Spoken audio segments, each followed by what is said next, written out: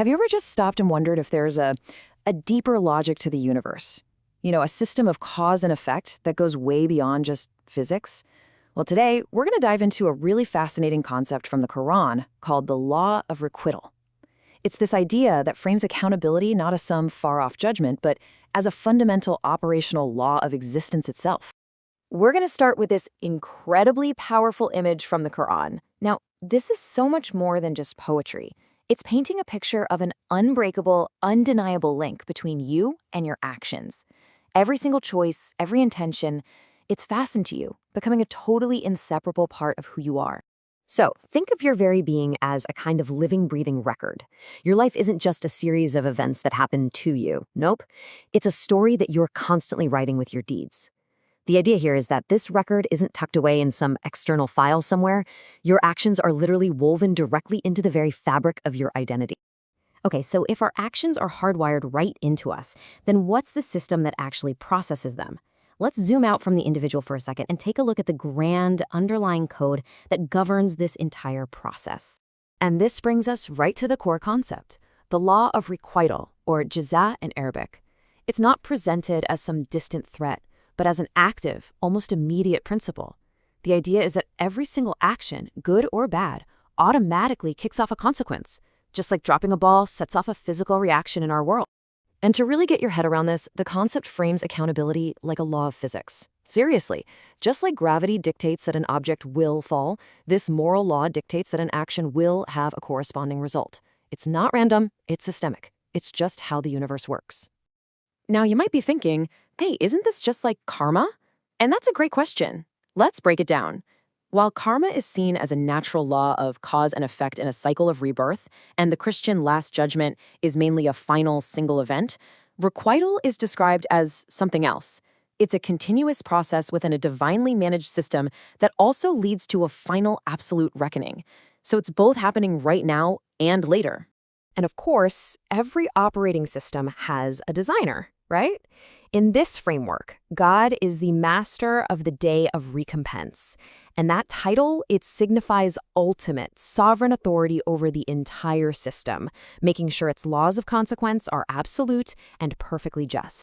The Arabic word for this whole system of recompense is Dīn, and the way to think about it is that it works on two different levels. Right here in this life, it's a societal system. When a community builds itself on principles of justice, it naturally prospers. And then, in the hereafter, it's the cosmic system, the final, perfect, universal application of justice for every single soul. So when we talk about that final reckoning, what usually comes to mind? For a lot of us, it's this image of a great trumpet blast. But the source material suggests we should reframe that idea a bit, that it's not really about the sound. Instead, that sounding of the trumpet is described more as a symbol for the moment the entire operating system of our reality is just shut down. I mean, imagine the laws of physics, time, matter, gravity suddenly being suspended. A universal reboot is initiated. And this verse, wow, it paints a pretty vivid picture of that moment. The first blast signals the end of our current physical reality as we know it. The second one, it brings every soul from all of history into a brand new existence for a universal audit, where the full consequences of their actions are finally and completely realized. So, that's the cosmic scale. Pretty mind-blowing. But how does this law play out right here, right now? Well, the source material suggests we don't have to wait for the end of time to see the proof. We can actually see it in the rise and fall of entire societies. The concept proposes that this moral law acts as a real-world feedback mechanism. See, a society that builds its foundation on principles of justice and compassion will, as a natural consequence, flourish. It's not a coincidence. It's the law of requital in action, just on a collective scale. And remember, the law is impartial. It works both ways.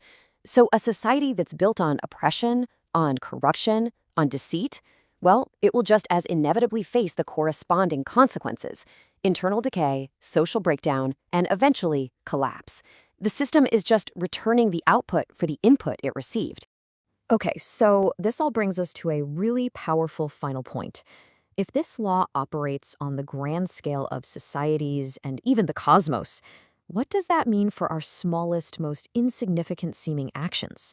This verse just brings the entire concept crashing down to its most personal level. It's saying the system is so perfectly calibrated that nothing is missed. Not a single thing. Every single action, down to the atom's weight, is recorded and has a consequence that you, personally, will see. So in the end, the Day of Judgment isn't framed as some arbitrary verdict from a distant ruler. It's really just the logical conclusion of this universal law. It's the moment the final tally is revealed, when the consequences of every single atom-sized action are fully brought to light. On this day, the one defining principle is total, absolute transparency. The records are laid bare for all to see. Universal justice prevails, and each person essentially becomes their own accountant, forced to look at the direct results of their choices. The system guarantees perfect fairness. You are only recompensed for what you, yourself, did. And that leaves us with a final thought to chew on. What if this ancient concept isn't just about the afterlife, but about right now? What if every single decision we make, big or small, is an input into a vast, cosmic equation that is always running, always balancing, and always ensuring that in the end, everything adds up perfectly?